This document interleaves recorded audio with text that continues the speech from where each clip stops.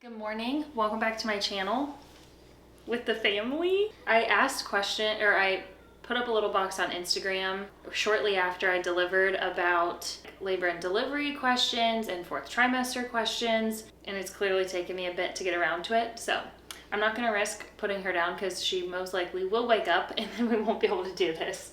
So yeah, let's get into it. Okay, there's a lot about breastfeeding. What's your experience so far? Would you say it was the first week or first 2 weeks? I guess the first week was easy. Yeah, it went really well. Yeah, so they said, like, she latched right away at the hospital, which the nurses were like, that, like, never happened. So that's, like, the best you can ask for. And then randomly, after, like, the 2 week mark, we had, like, a 3-day struggle. It was just a screaming match. She was fighting me the whole time. But I think it was just me learning, her learning. Since then, it's been pretty good. She takes a bottle pretty well, so it is painful in the beginning. But every single person was like, if you are willing and want to, if you keep pushing through it, I promise it gets so much better, and it's so true. It's a lot easier now. It doesn't hurt at all. My boobs like all the time. Do you find it harder or easier than expected? Breastfeeding. Oh, breastfeeding definitely harder than expected. Breastfeeding alone feels like a full-time job, not even including like all of the rest of the things I have to do for her. Because even, this is the thing, after the 2 week mark, 4 week mark, whatever, if you're wanting to introduce a bottle, they want that to be helpful, to take time off of your hands. And it's like, yes, but you also don't realize I technically need to be pumping during those times to keep my supply up. So It's like, breastfeeding is a lot, definitely harder than I thought, probably harder than you. I think so. Or more complicated, yeah. She fights you more than I thought she would. Mm-hmm. Their arms are just, they don't have control over them really. So it helps if I swaddle her or get them tucked at least, or hold it, because otherwise she gets in her own way and she like pisses herself off basically. If she's swaddled, it goes much smoother. Did getting an epidural scare you? I want one, but I'm also scared. No, I do understand why you'd be scared. It's a needle going into your spine. That sounds scary. From my experience, I knew I wanted an epidural like way beforehand, so it didn't really scare me because I knew that was part of my like birth plan or whatever. Honestly, I've told him this, the needle itself going in didn't hurt at all. I was already in a lot of pain by that point, and then the only thing that I think hurt with the epidural, but I also had a peak contraction right as they said. It was like towards the end, it must have been when she was like actually injecting the fluid. She was like, oh, you're gonna have a weird feeling. I promise it's normal, whatever. That hurt really bad, but I think it was more my contraction that I could feel, and you're not allowed to move. Come here. That's what, I don't want to say scared me. That's the thing I thought about more though, was like if I have a contraction right as the epidural's going in, which it did happen that way, that's what I was more concerned about, was having a contraction during. Yeah, stay very still, and it's obviously hard to stay still when you're... Yeah, so that's what I was most nervous about, and that was the only time where it makes me tear up thinking about it every time. That was the only time where I said out loud, I don't think I can do this. It hurt so bad with the contraction and having to stay still. Oh, that was the worst. But no, that I wasn't scared of the epidural. I wanted it. Okay. Obviously, to each their own. A lot of questions about one postpartum item. I know you're going to do a video on this, but give us one postpartum item, essential, like a must, an essential. In the first couple days, those cooling pads, they're like the ice pads. Yeah. I was flying through them at the hospital. I made them restock them multiple times and send me home with a ton. I guess we'll mix another question. Did you tear? Yes. I had a 2nd degree tear and a labial tear. My stitches are still there. It's concerning, but it's fine. Yeah. All right, newborn essential. Should I go like the first couple days or like what we know now? What we know now, I would say. Just one? I have one. Are you swaddles? No, I'm going to go a different route. Go ahead. What do you think? Oh, I would say the sock. The owlet sock. That's what I was going to say. Because until we couldn't figure out how to get the sock to fit on her for the first couple nights, and we literally were not, like, we were taking shifts because we didn't feel safe sleeping while she was sleeping. So the sock makes me feel a lot better. There's a lot of people who said that you spend a lot of time watching. Tons of people say, and it's great advice, try to sleep when your baby sleeps. Yeah. It's very hard to do because... Was that the dumbbell falling again? Look at her ear. Anyways, what was I saying? Do you want me to go check? Lulu. I don't know what it was. She awake now? Okay. So, anyways, yes, the sock. Lost my train of thought. It's a peace of mind thing. Yeah. I didn't know about SIDS until a couple months ago. That it was in our books. Yeah. In our course. Yeah. And learning about safe sleeping, and man, it's serious, and it happens. And a family friend of ours had it happen like a week before she was due. Yeah. So I was paranoid, to say the least. So yeah, it's a good peace of mind thing, and it's expensive, but it's an investment. And I think it was on sale on Prime Day for maybe like $200 for the app and the sock, and then if you want to add the camera on, it was like $300. So it's pricey, but I think it's worth it. Yep.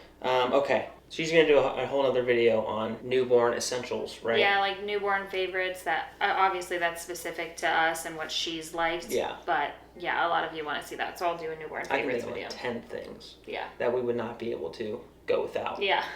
Because she's a crier. A lot of questions about what you did and you did not use in your bag, hospital bag. Basically, the only thing I used was like face wash and the pajamas I brought, like the loose clothes for after. It did feel good to change into my own clothes instead of being in the robe all the time. They're like hospital gown. Lulu's sniffing the ring light. But yeah, that's really all I used. I feel like I need to go into depth a little bit with that too.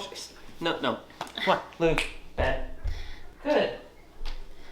I think it really depends on how long you're in the hospital, what your delivery looks like. Yeah. We were not in the hospital for that long. If we were there another night, I definitely would have showered, but... Yeah, we were only there for like 36 hours. Yeah, and I was still in a lot of pain and uncomfortable when we were there, and the thought of showering scared me. Yeah. So I was like, oh, I'm gonna wait. And we between them checking on me, checking on her, there was people in there all the time. She was fussy because they were constantly messing with her, so I didn't use much in my hospital bag aside from face wash. And I put my necklace on. Yeah. How long did you push? How long was labor and how long did you push? Labor was like 12 hours. Pushing was an hour. A little over an hour. A little over an hour? Yeah.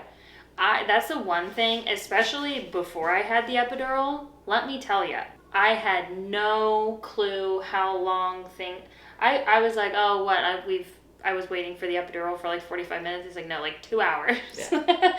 Just because you're so focused on getting through like what's happening in the current moment. Obviously, I wasn't checking my phone. I didn't update our family at all. Like until I had the epidural, I had no clue how much time was passing. Yeah.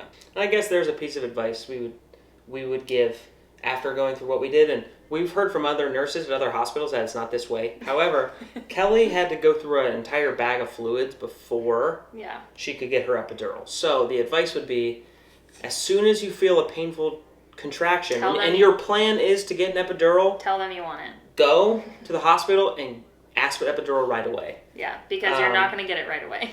Yeah. Anesthesiologist has to come in and set up. The whole process took like half an hour. They did say that I had a really good epidural. So and the lady was super nice, but it felt like she was moving like a snail. Yeah. Well, she came in and said hi. Very nice. And then she walked out and she brought her things in like one by one almost. And this is from the time they called her, it was probably another 15 to 20 minutes till she came. So the whole process took probably an hour since they called her. Yeah. So an hour to get the bag all the way through, or a little bit more. But a lot of people commented on my video when the birth vlog, and they were like, oh my gosh, we try to have people, patients with their epidural within 30 minutes to an hour. So maybe that's a question you ask at your... Ask your OB. Yeah, before how long does it typically take? If you are planning to get an epidural. Yeah, I definitely wish I would have out. had that sooner. Yeah. I was planning to like feel contractions, obviously, for a little bit, but I definitely did not want to be in as much pain as I was in for as long as I was in it. That makes sense. All right. Best and worst part of the whole birth process. Oh, best, obviously. The second they put her on the second, she started crying immediately. Yeah. So just knowing that, and you know, that's a good thing. But yeah, the best, absolutely, when they put them on your chest. That was amazing. The worst, honestly, the thing that I struggled with the most was how uncomfortable I was after, because I was trying to learn how to breastfeed her, and they kept trying to get me in all these different positions, like sitting up in the bed with all these pillows behind me, trying to get her comfortable to nurse. And every time I moved, it obviously hurt, because I'm like trying to scooch around, and that was the most uncomfortable thing when we got home, trying to nurse her in bed in the middle of the night. I say that to him all the time, so I'm like, nursing her in bed is my least favorite thing. I don't know. So that was probably my least favorite thing, was trying to do the whole nursing thing in the hospital bed. I couldn't get comfortable. Mm-hmm. Yeah, I don't know. That's not, am I forgetting something? I mean, besides the painful back labor. Yeah, the back labor sucks, but also it's like, I knew what I was signing up for when I said I wanted to have kids. Yeah. So, yeah. I knew I would be uncomfortable after. I just didn't realize how uncomfortable I would be. I know that may sound silly, but that was really frustrating for me, because I'm like, I need to be so attentive to her, yet I feel like I'm moving at like a, you know, only 50% of me is, she keeps faking me out on if she's waking up or not. She slept a lot before this, so I'm like, I don't trust it all the way. I feel like you've talked about this, but healing process, how's that going? Good. I definitely, the doctors told me, because that was one of the things in the hospital, they kept coming in to check on me. I was really swollen, TMI, whatever. I was really swollen, and they were checking to make sure, what was it, that one of my stitches wasn't like they kept having to check to make sure one of my stitches wasn't causing a problem. Like it was... Hematoma? Yeah, I think. Anyway. A clot. Yeah. What was the question? How has your healing been? Oh, yeah. Good. Overall. They told me, they were like, I promise it gets better. Like every single day there will be a noticeable difference. And I feel like by the end of week 1, I felt like I could sit down comfortably. And then definitely by the end of week 2, I felt still not like ready to work out, because my stitches aren't dissolved yet. But I felt like I could go on longer walks. I think that was the first time I went on over a mile walk. Up until then, I was really just doing like half-mile walks, and also, I guess that's one thing that I didn't expect and that really sucked after. I thought that I may have had postpartum preeclampsia, because I was having constant headaches and like really high blood pressure for me. And so anytime we went on walks, I felt like trash. Like I felt awful, and just moving around the house, I felt awful. We ended up going in for what would have been my 40-week appointment to see my doctor. And she was like, I don't want to put you on low blood pressure medication yet, because, or high blood pressure, yeah, to like bring it back down, because I don't want you to bottom out. I don't think it's postpartum preeclampsia. I think it's your body trying to flush all the fluid out. She was correct. It went away. But when I was having that high blood pressure and the headaches, it was awful. That on top of the uncomfort of downstairs. Okay. But after 2 weeks, I was a good. couple more good ones. Okay. What best helped you prepare for labor and delivery? Going to the chiropractor helped, because he was teaching me like how to like control my breathing for pushing. Honestly, and this is probably just specific to me, I know everyone's so different. I thought I would be more nervous for labor and overthink it more if I did too much research. So I knew I wanted an epidural. I watched the birthing classes and stuff, but aside from that, I didn't do too much research, because like I knew some of the positions for him to help, and we were reading books and like doing all that stuff, but I didn't do like a deep dive into all these, like all the complications from an epidural. Like I didn't want to overthink too much, because at the end of the day, they have to do what they have to do for you and baby to be safe. Yeah. And the one recommendation I would have, don't be afraid to ask your nurse, whoever's in there, for help. Like when I was really struggling, I'm like, he was like pressing on my back, and I was like, is there anything that he could be doing that would help a little bit more in between during contractions? And she was showing us different things to do and offered the peanut ball, and like they are there to help you. So ask them whatever questions you have. But no, I don't think anything in particular prepared me aside from like going to the breathing. The Lamaze class you watched was helpful. Had good info. Like the way all you the put it in like layman's terms, it was really nice and easy to understand. Yeah. All the things they recommend you do were helpful. Like, I'm sure anyone who's pregnant has pregnancy apps that tells you like what to do each week. But I knew I didn't want to do like a super deep dive into everything. Just did anything help you prepare, or just like the books and like what we learned? I mean, to be honest, I am just there for like emotional support. Yeah. Most times. All you're there to do is provide support, tell you you're doing a good job, keep going, try to keep the energy up. Was it different than what you expected? It was, honestly, it was a little bit less intense than I expected. Once I got the epidural. Once you got the epidural. Before then it was less intense? No. Oh. The labor part before delivery went about as expected. Yeah. You know, I'm trying to counter pressure while you're having contractions, but once you got the epidural, it was pretty low key. Yeah. I mean, you didn't sleep for long, but you took a nap. Yeah. Hanging out. I got a couple hours of sleep, and then it was just kind of a casual. The nurses came in, was like, all right, going. We'll start pushing here. You know, feel a little bit. Yeah. We'll do some practice pushes. Dad, go ahead and grab that leg. Yeah. Get it up, and then she just started pushing. I was like, oh, this is interesting. And then we got like towards the end, and the doctor finally came in. Yeah. And then it ramped it up a little bit more. Well, then I was having really long contractions, so instead of pushing 3 times, like taking 3 breaths and doing it, she was like, well, if you think you got a 4th in you, like do that every time. So we were doing that. But still, in between pushes and contractions, we were chilling. We were just hanging out, talking. I mean, I know it's not the same for someone who is not having an epidural or not a good one. I was trying to catch my breath. You were trying to catch your breath, but the rest of us were kind of like, listening to the music. I mean, They all said after, they were like, that was like such a good labor and delivery experience. Yeah, it was just a good, the vibes were good. I linked our playlist in the labor and delivery like highlight on my Instagram. It was very good. Yeah, it's just what? Fairly casual music, Upbeat but enough. a little bit more upbeat. There's some emotional songs in there about kids. Yeah. Just it was fun. It was. All right. Okay, there's a few more. Someone asked, were you scared to go number 2 during pushing? Did it happen just before? How was your first experience? I'm adding that at the end. How? Okay. After first experience. After. Oh. So yeah, let's get into it. That was something I was terrified of, like before pregnancy. I always thought about, I'm like, oh gosh, I hope I don't poop on the table. I feel like all females think about that. Sure they do. Yeah. And then when I was pregnant, I'm like, I hope it doesn't happen, but if it does, it's whatever. And then we ended up having a mirror the whole time. And so I kept looking like, does it look like anything's happening down there? It didn't end up happening.